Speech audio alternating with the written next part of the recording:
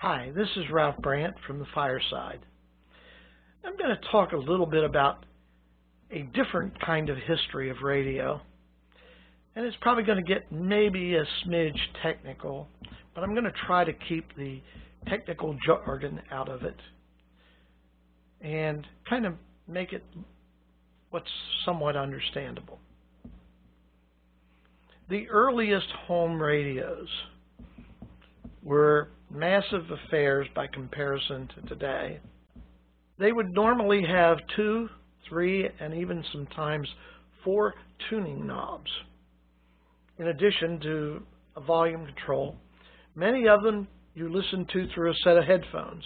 There was no speaker. Most of them required a long wire antenna, maybe 50 feet, maybe longer outside. They also usually had to be grounded. Many of them ran off of batteries, and I'll talk about power later. But these early radios, if you wanted to tune in a station, you would start with the one end and you would tune until you just barely found the station. Or you might set all 4 knobs or 3 knobs or 2, whatever it was, to about the same position. And by the way, many of them did not have a frequency on them. They just had a scale of 0 to 50 or 0 to 100. So you knew W, whatever it was around 37. You would set the last one to 37, set the other ones to about 37, and then you would tweak each one of them to get a better signal. Certainly not a user-friendly system. These also had the tubes in them that looked like an elongated bulb. Some of the early ones, the tubes were actually even soldered in, which meant that the most troublesome piece required a skilled technician to replace it. The next phase was ganging those tuning knobs together so that when you turned one, they all turned. Now, this wasn't done that way. It was done by building the capacitor that was being tuned with multiple, what they were called gangs, multiple sections, so that they were on the same shaft, and when you turned them, you turned all of them. Usually that was a 3, and in some cases 4 or 5 gang.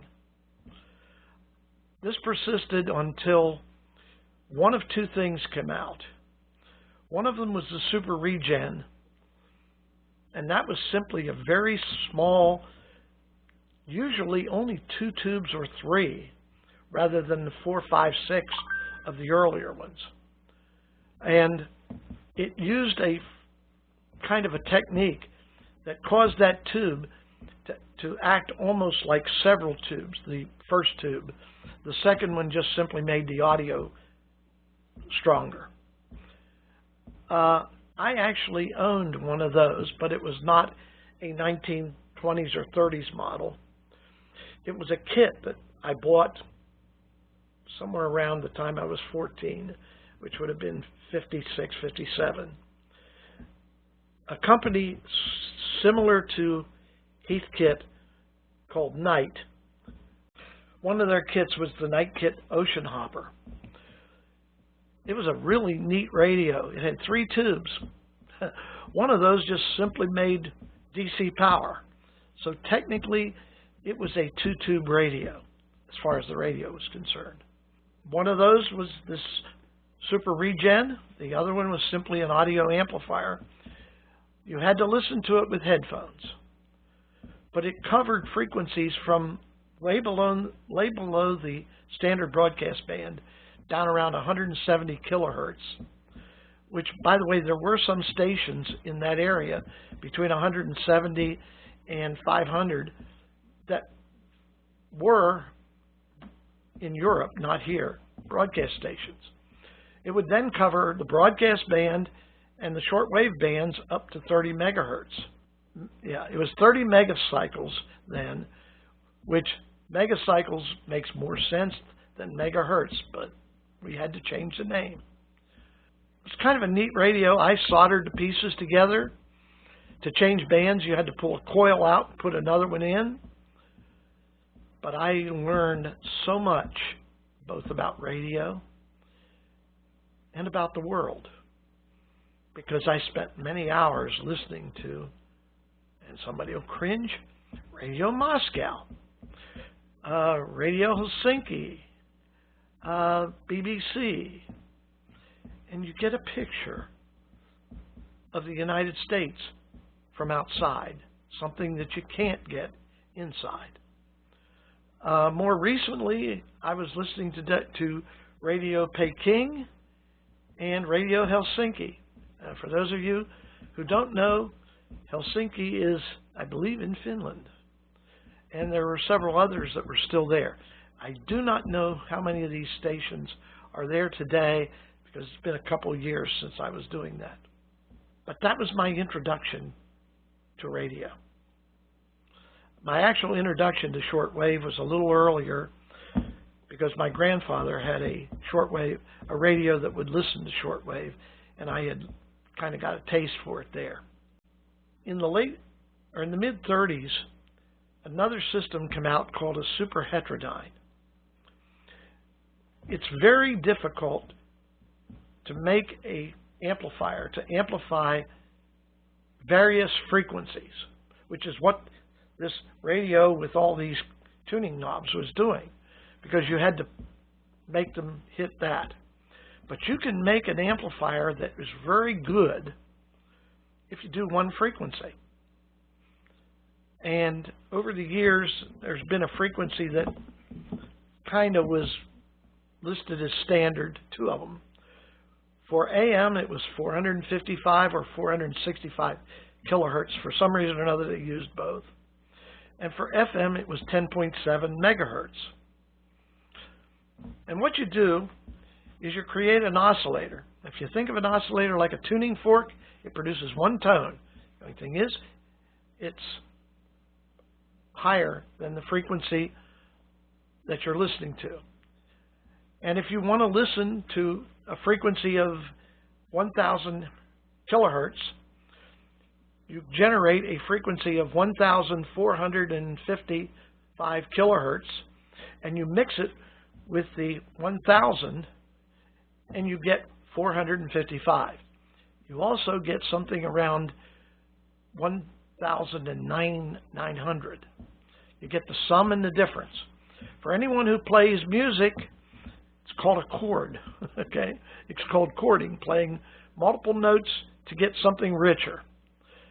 Now, it does create some undesirable things in radio, and we work hard to get rid of those.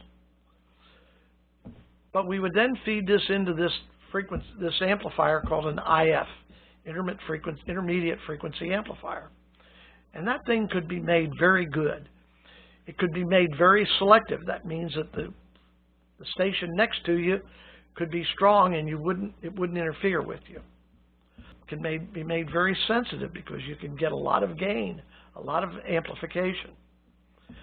And that was the standard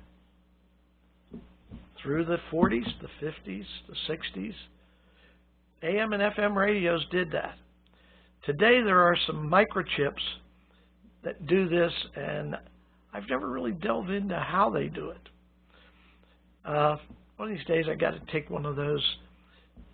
I won't be able to take it apart like I did the other radios, but find a document on them that kind of describes what's going on inside. I just haven't done that yet.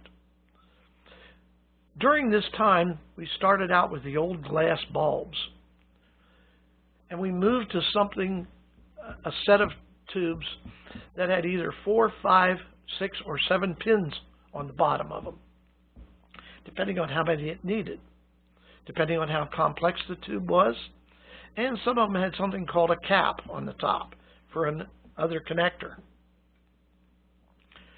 because many of them needed one more.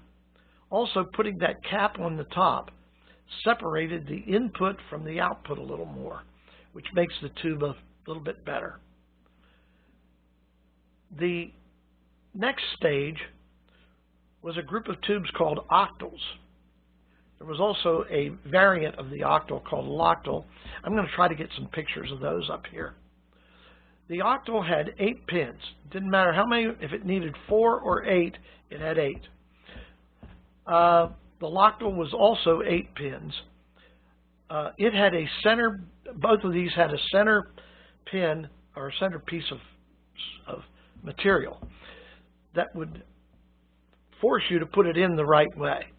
By the way, the older 4, 5, 6, 7s had 2 pins that were larger so that you couldn't put them in wrong. I am sure that if you used sufficient force, you might have been able to. I've also seen people break the center off of a octal tube accidentally, and now how do you put it in without getting it in the wrong way? And I guarantee you, putting it in the wrong way will highly likely cause a problem. The octals were the standard in radios during World War II. Some of these were metal, some of them metal cases. There was a glass insert inside, but the outer shell was metal. That served 2 purposes. One was to shield the tube, shield the inside of it. The other was to make it a little more sturdy. The loctals locked in place. To take them out, you actually have to tilt them one way to free it, because there was a band around them to take them out, or to hold them in, rather. Towards the end of the 40s, we come out with a smaller tube that was a 7 and a 9 pin typically. And these were all glass.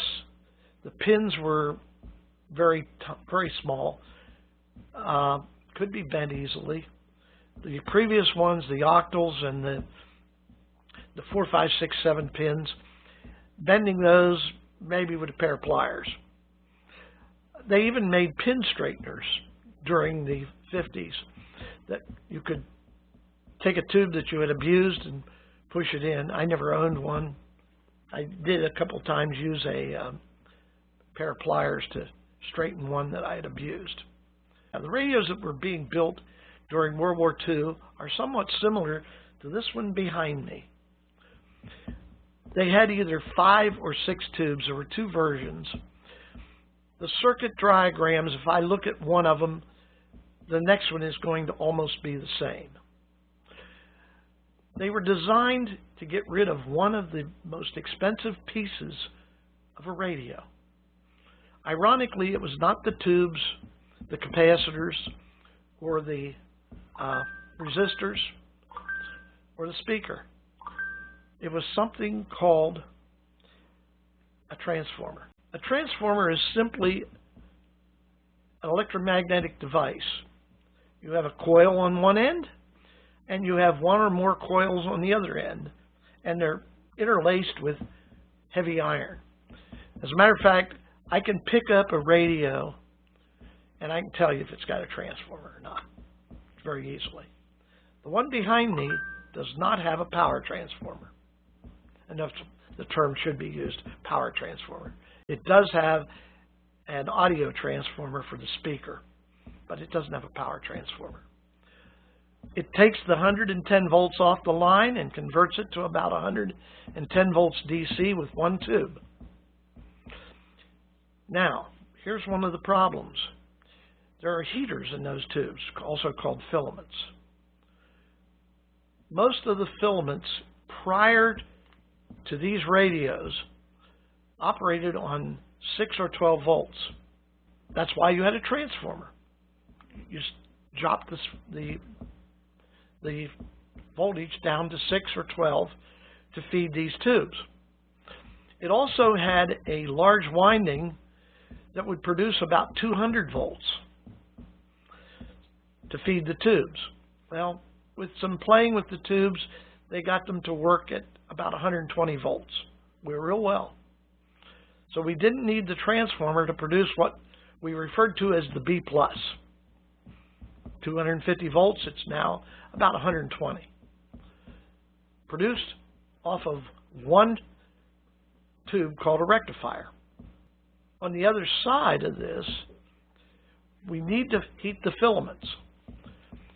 And what they did was they come out with a tube that had a 35-volt filament in it and one that had a 50.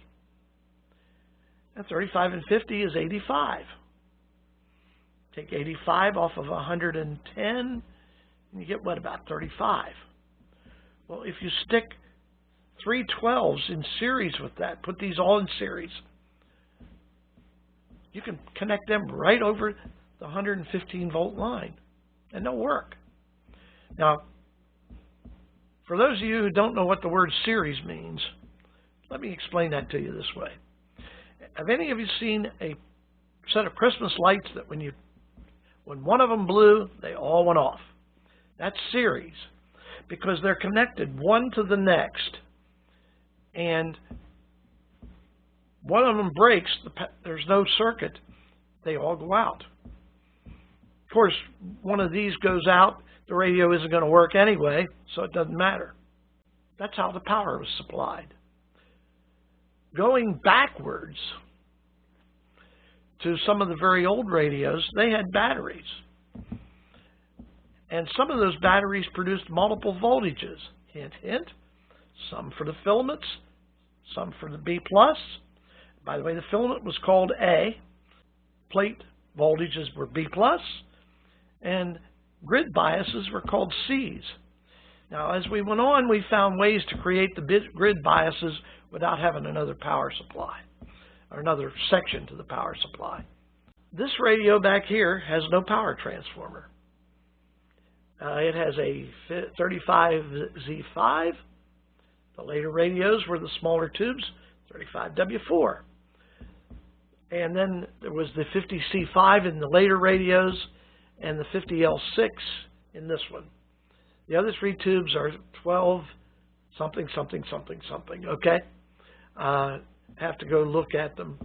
I know one of them's a 12AT7, but that's, you know, not too important. And the letters meant very little. It was just to keep one from another. But one that ended in a 7 had 7 active pins. A 6 had 6 active pins. A 4 had 4 active pins. Okay, interesting thing. Or not, yeah, active elements, sorry, not pins. And this is how this grew. Believe it or not, when we hit transistors, some of the early transistor radios were advertised as 5 and 6 transistors. And they had pretty much the same functions as the tubes. One of the problems with a transistor, the first 12 tube in this radio serves as that oscillator, that tuning fork, and the stage that mixes it. Transistors wouldn't do that because they only had 3 elements. They never had 7.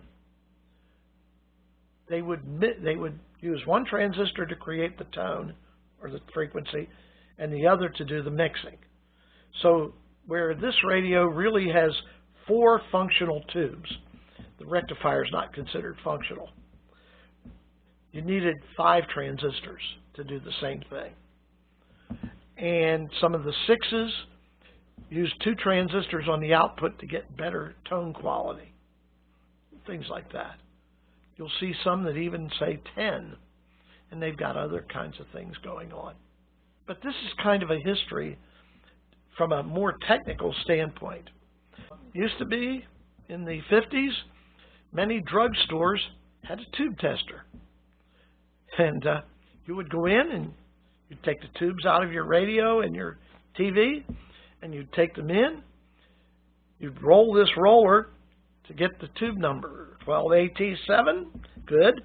And you'd set about 6 switches. And you'd press a button. The tube would light up, hopefully.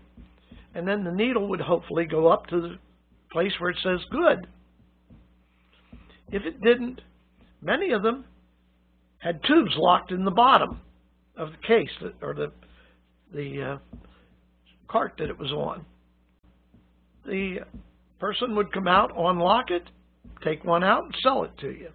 You'd go back home and plug it in.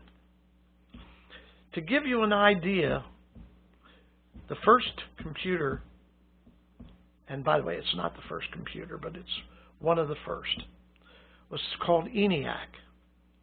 It had 16,000 tubes of one kind. It's called a 6SN7. The military radars of World War II, many of them had 8, 10, 12 of those, and plus a plethora of other tubes. And as did the ENIAC, it had, 6L6s and OB3s, okay? You can imagine the heat that's created because each one of these tubes, that little filament in there was 1.8 watts. That doesn't sound like much. 1.8, 6 volts at 0.3 of an amp. But what happens when you have 16,000 of those? You're now looking at somewhere around 35,000 watts of electricity. And energy is not either created or destroyed. So it's called heat. It's heating the building. The building didn't have any air conditioning, it just had large fans. In addition, the other circuit through the quote, useful circuits through the tube ran right around 1.8 watts each. So now we have an additional 32,000 watts of heat. I want you to think about that 1,200 watt heater that you have at home or that you've seen over the years and how warm that gets. Multiply that thing by about 20 times and set it in a room. Actually 40 times because you got both. And we aren't including the heat from the power transformers, the heat from the rectifiers to produce the B+. We're just not including any of that. Put it another way, this thing's got to be burning about 100,000 watts of electricity off the power line. Electricity back in that time was probably around 2 cents a kilowatt hour. But to run this thing 1 hour, you're looking at 100,000 times 2 cents. See, that comes up to be about what, $1,000? No, $2,000 an hour. Remember, that's in 1943 dollars, which are probably 12 to 15 times that today. And this thing was cranking all the time. In addition, these tubes only had a few hundred hours of life. So after a while, one of them would quit. Now you have to shut the thing down, find that one, and replace it. Interesting sidelight on that, the military radars of that time period had many of them. The average mean time, average time between failures for those radar sets in the aircraft with the vibration and everything that was carried in the torpedo bombers, the night torpedo bombers only, had a mean time between failures of about 3 or 4 hours. Your flight might be 3.5 to 5 hours. If you have 8 planes, you go out with those radar sets, a couple of them are going to quit on the way. The radio man / whatever, he was a radio man gunner, would have a box of tubes and a chart that says if it does this, replace this tube. Roll it open, pull the tube, plug another one in, it's back up. Sometimes the reset failed more than one time on the way to the target. Sometimes when they got close to the target, it failed. And the only thing they could do is follow a plane ahead that had a working radar set, watch when its bombs went loose and you hit yours. We looked at radio equipment and computers today that is thousands, maybe even tens of thousands at least tens of thousands times as complicated. And we expect them to work for 2 or 3 years without a problem. And their mean time between failures, if they were using that technology, might be milliseconds. It's an interesting history that I have seen and lived with. It just absolutely blows my mind at times that I've had the opportunity to see this close up. I'm 79 now, by the way. Still playing with radios. That radio behind me did not work when I got it. A few hours of TLC, cleaning up the dirt. Actually did not have to replace any tubes in it, but I replaced a bunch of what are called capacitors. They were made with paper and aluminum foil, and over the years they absorb water and bleed wax and things like that, and they don't work. There's also what are called electrolytics, which have some chemical goo in them that goes bad over the years, and we characteristically just cut those out and replace them with current models. My son-in-law got on me because I'm not replacing it with one like that. Well, I got news for you. He's kind of an art historian, so he wants it exactly the way it was. I could buy paper capacitors today and replace them, but they were made in 1950 or 60. They haven't been made since about 1965 or thereabouts. Unless they've been stored in an absolutely great environment, they're as bad as the ones that are in there. And the electrolytics will be just as bad. So we put in Mylars and new electrolytics, and it works. And I currently have another one that's very similar to my grandfather's shortwave radio. I just picked it up 2 days ago. I have it on the bench right now. I turned it up, took it up open, turned it upside down. The papers are bleeding wax. The electrolytics are, a few of them look okay. And I'll be putting that back together and getting it on the air.